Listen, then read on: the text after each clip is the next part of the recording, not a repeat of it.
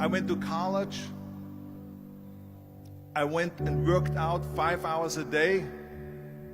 And I was working on construction. Because in those days in bodybuilding, there was no money. I didn't have the money for food supplements or anything. So I had to go to work. So I worked on construction.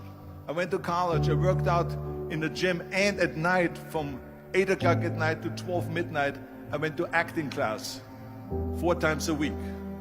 So I did all of that. There was not one single minute that I wasted. And this is why I'm standing here today. With the age of 20, I went to London and I won the Mr. Universe contest as the youngest Mr. Universe ever. And it was because I had a goal. You see, if you don't have a vision of where you go, and if you don't have a goal where you go, you drift around and you never end up anywhere. 74% hate their job in America. The majority of people don't like what they're doing because they're really not doing it because they didn't have a goal and they followed this goal.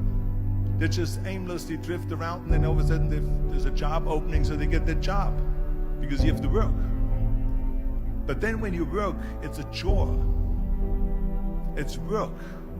It's not fun. So if you think about, only a quarter of the people really enjoy what they're doing in life. So people always ask me, when they saw me in the gym in the pumping iron days, they say, why is it that you're working out so hard? 5 hours a day, 6 hours a day, and you have always a smile on your face. The others are working out just as hard as you do, and they look sour in the face. Why is that? And I told people all the time, I said, because to me, I'm shooting for a goal.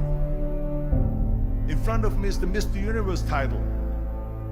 So every rep that I do gets me closer to accomplishing that goal, to make this goal, this vision, turn into reality. Every single set that I do, every repetition, every weight that I lift will get me a step closer to turn this goal into reality. So I couldn't wait to do another 500-pound squat. I couldn't wait to do another 500-pound bench press. I couldn't wait to do another 2,000 reps of sit-ups. I couldn't wait for the next exercise. So let me tell you something, visualizing your goal and going after it makes it fun.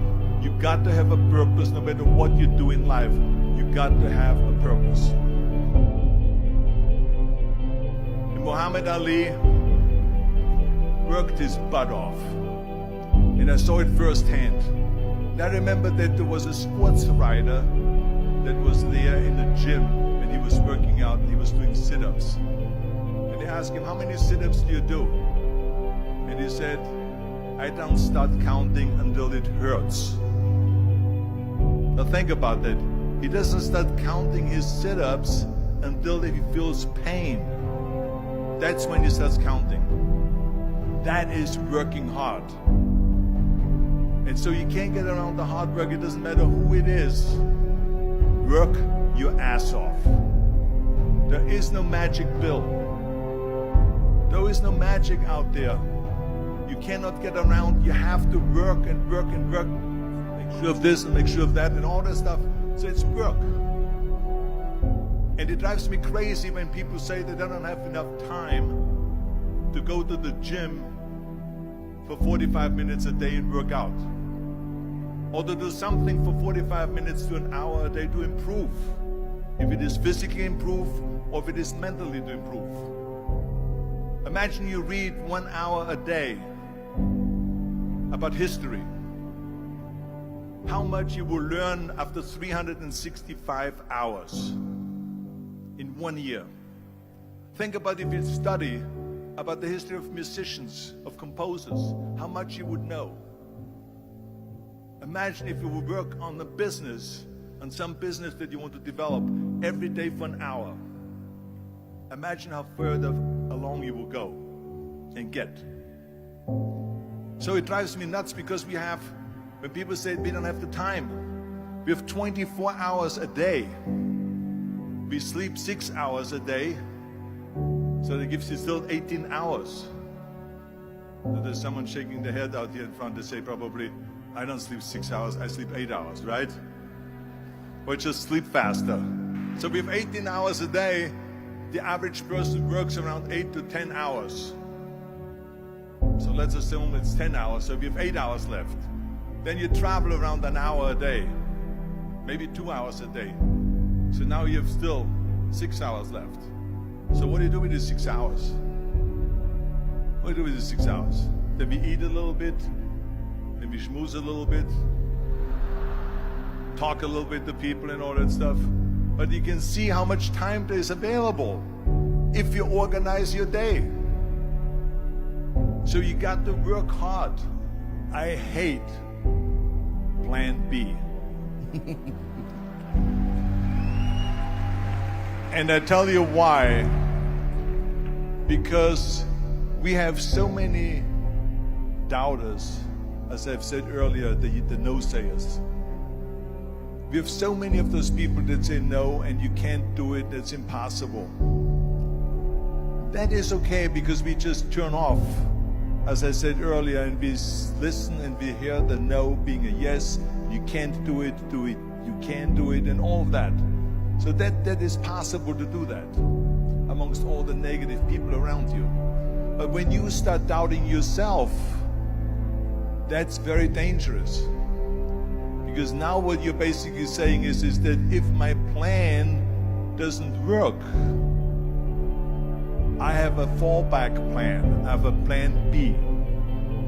And that means that you start thinking about plan B, and every thought that you put into plan B, you're taking away now that thought and that energy from plan A.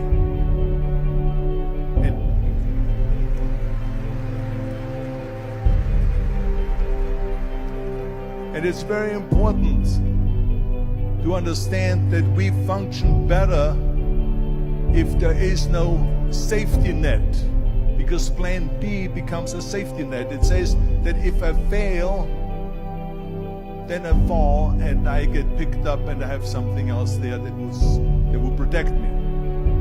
And that's not good, because people perform better when there's no safety net. People perform better in sports and everything else if you don't have a plan B. I'm telling you, I've never ever had a plan B.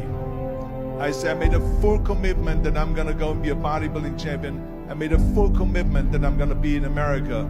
I made a full commitment that I'm gonna get in the show business and I'm going to be a leading man. No matter what it takes, I will do the work. I will do the work over and over and over until I get it. And the same was in politics, in everything like that. So to me, it is very dangerous to have a plan B, because you're cutting yourself off from the chance of really succeeding. And the reason, one of the main reasons why people want to have a plan B is because they are worried about failing. What is if I fail, then I don't have anything else? Well, let me tell you something. Don't be afraid of failing, because there's nothing wrong with failing. You have to fail in order to climb that ladder. There's no one that doesn't fail. Michael Jordan said in one of his interviews, when they said, "You're unbelievable, you're the greatest basketball player of all times." I mean, tell me about that. And he says, "Well, you're just mentioning the successes." But he says, for me to become the greatest basketball player, I missed 9,000 shots when I was playing basketball at the NBA games. So during these games that he was so successful, he missed 9,000 shots. Does it make him a failure? No. He's one of the greatest basketball players of all times, but he failed 9,000 times. Do you get it? We all fail. It's okay.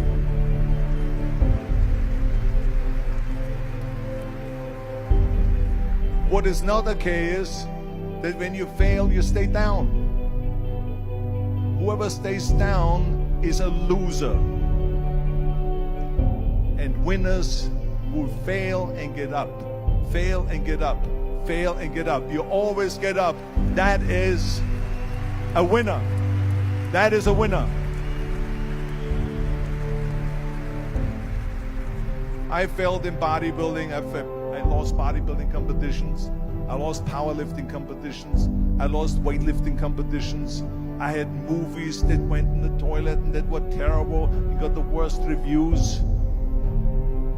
And in politics, I remember I had many of the initiatives on the ballot, and we lost. My approval rating in California went down to 28%, and then it went back up again, and I won again the governorship. Hey, we all lose. We all have losses. This is okay, and this is why I say don't be worried about losing, because when you're afraid of losing, then you get frozen. You get stiff, you're not relaxed. You got to be, in order to perform well in anything, if it's in boxing or if it is on your job or with your thinking, is only happening when you relax. So relax. It's okay to fail. Let's just go all out and give it everything that you got. That's what it is all about. So don't be afraid to fail.